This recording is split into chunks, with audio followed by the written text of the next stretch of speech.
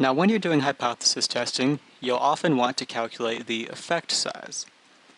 So, let's say you know a certain population mean to be 100.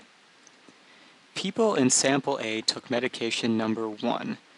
The people in sample A have a sample mean of 120. After running your statistics, you find the mean of sample A to be significantly different from the population mean. Now, people in sample B took medication 2. Sample B has a sample mean of 200. After running your statistics, you find the mean of sample B to be significantly different from the population mean. Hypothesis testing only tells us that each of these samples are different from the population.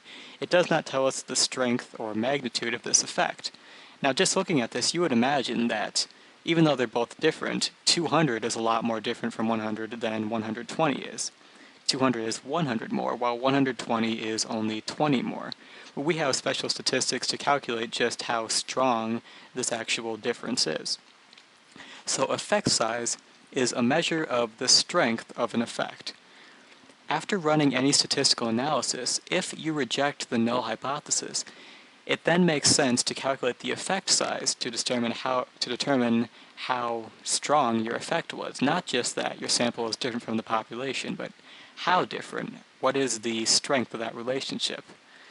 Now, I'm not going to talk too specifically about how to calculate that. I'm just going to give you one example of effect size, and that is called Cohen's d, which is just the mean difference divided by the standard deviation.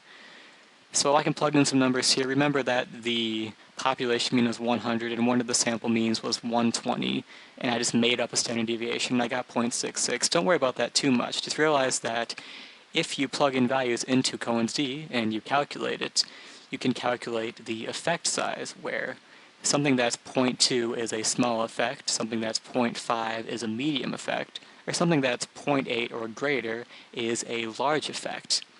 And in the future, actually, when I'm doing more advanced tests, we'll calculate Cohen's d, we'll calculate the effect size for different examples.